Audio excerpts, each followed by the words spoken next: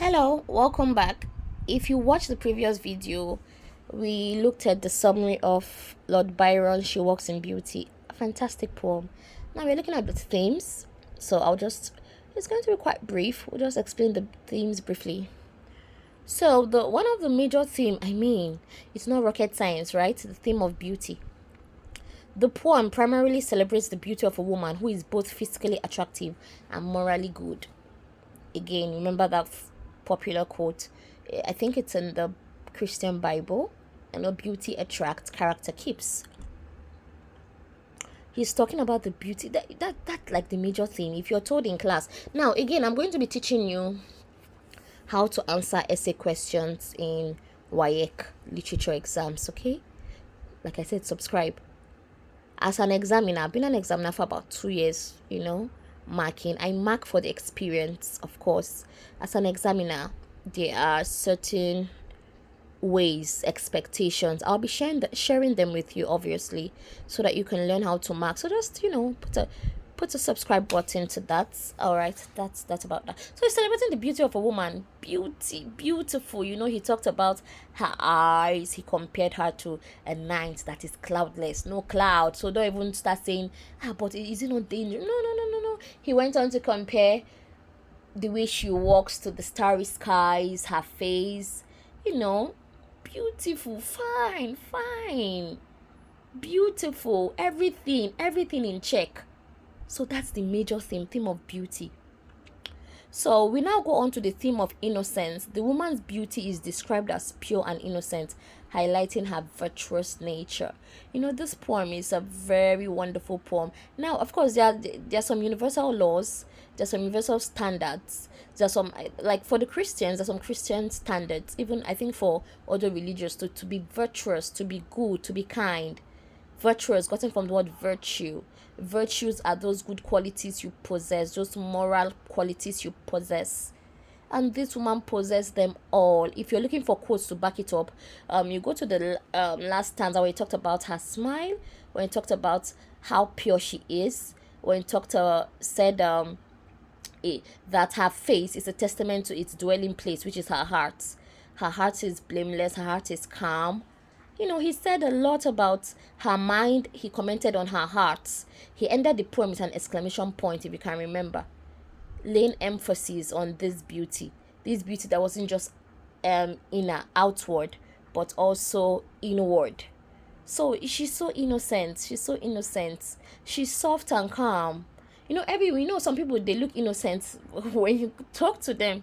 Like, wow, she's not all that innocent too. But for this one, he really reassured us that she was innocent in all grounds. So theme of innocence is another beautiful theme.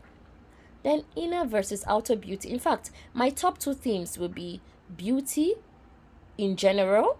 Now then inner versus outer beauty in general. Then looking at nature, because he really compared her beauty to nature. I know nature is beautiful, so we are getting there. Byron emphasizes that the woman's outer beauty is a reflection of her inner goodness. Yeah. You can't give what you don't have. As a teacher, I come across certain students who are very combative in the classroom. They seem to have issues with everyone. And when you look deeply, or when you try to psychoanalyze the students, especially when you try to have an idea of where they live, you realize that they are a reflection of where they might look really beautiful, but their hearts can be quite in distress because of how they were raised. I had a student like that, and I realized that she can't give love to her classmates, she can't give love to anybody, because she has not even been giving love. You can't give what you don't have. That's why they say charity begins at home. It speaks out. No matter how beautiful you are, people would only really like you if you have a good character. They can pretend to, but you will just know that, oh wow, my face card doesn't decline, but why do people seem repelled by me? It's what you have inside. So even if you're not getting that from home, you have to cultivate it yourself. You have to work on your character. Let's just be honest. And then you see these certain people that, in your opinion, as young girls, high school or boys, in your opinion, why is she even with that guy? She's not even that fine, safe. All right. That's your opinion. she doesn't fit into the standard of beauty. Her face is probably not symmetrical enough. You know, all those things you guys bully, she embodies it. But then this guy just like sitting with her. What does he even see in her? God doesn't like dirty. She has a clean heart. Pure, clean. You would know. It speaks. It radiates. You just see some people and you feel safe in their presence. They don't have to be the world standard of beauty. You know, deep down, you know that face card, 5/10. But then, body card, 5/10 or whatever. Beautiful character, 20/10. And that is all that matters. And so he's trying to balance it, that even though you heard me praising this beautiful lady, talking about the way she walks, comparing her to the beauty of nature, I also commended her smile, I commended her face, I commended her thoughts, I commended her mind, I commended her heart. I commended how gracious she was. I'm not just dwelling on it. I'm not superficial. I'm quite deep. Because it suggests that the poetic persona understands that beauty, complete beauty, embodies both outer and inner. Complete beauty does not focus on one aspect. It is in totalism of everything a person has. Virtues, not vices. You're beautiful with vices. That's what it's. And she's fine, no chai. Because then physical beauty is good, but then if you have a dirty character, all people will do is pity you. But even if in whoever standard you don't have that physical beauty and you have this beautiful character, you're so warm, you're so welcoming, your heart is pure. When someone offends you, you tell them, I didn't like what you did. You let it go. You don't backbite. You don't gossip. There is no reason people wouldn't warm up to you. It's just a universal law. And even Lord Byron says it here. Harmony. The poem describes the perfect balance and harmony between the woman's physical appearance and inner qualities. Yeah, same thing as inner versus outer.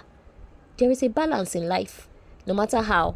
That is why sometimes you hear myself and say, God, the guy is so this, the girl is not even this, or see how the girl is so this, the guy is so out of her league. Who are you to judge who is in someone else's league? Who are you to judge? Beauty attracts, character keeps. That's all I'm gonna leave you guys with. Finally, admiration. Of course, all these things are just encompassing beauty. The speaker expresses deep admiration and awe for the woman's beauty and grace. The woman fine, sha. Let's just be honest. He admired her beauty.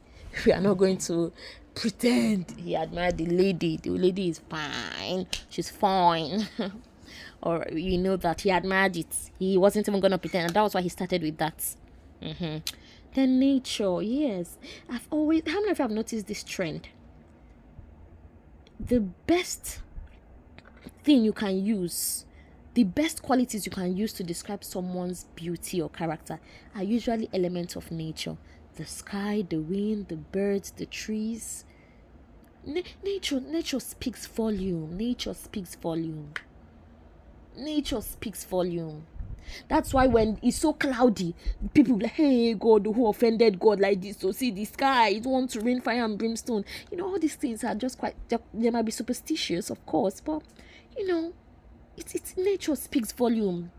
He uses nature imagery. If they tell you to discuss the use of imagery, nature imagery, visual imagery, even some of the imagery are abstract because he made reference to her heart, her face, but I think the imagery are basically visual, and the use of nature imagery. Then he also used body imageries when he talked about the mind and the heart.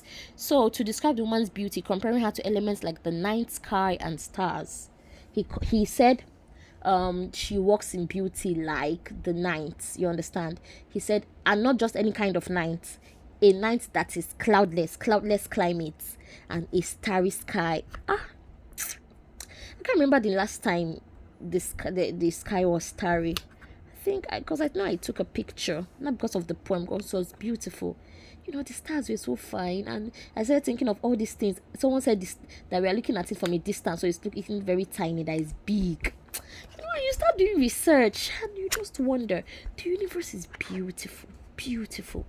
All right, guys. I mean, if someone compares your beauty to nature, you've hit jackpot, trust me.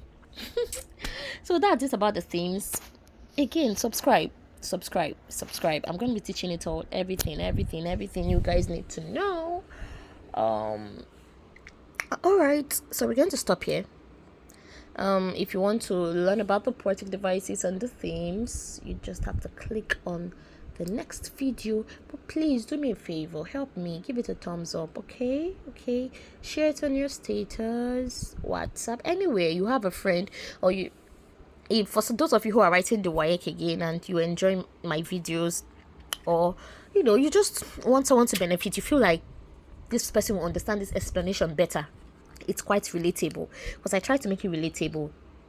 Share it with the person. Say, that Lord Byron's poem, read it, just watch this video, you will understand the poem better here. Trust me, you would. Okay, bye, thank you.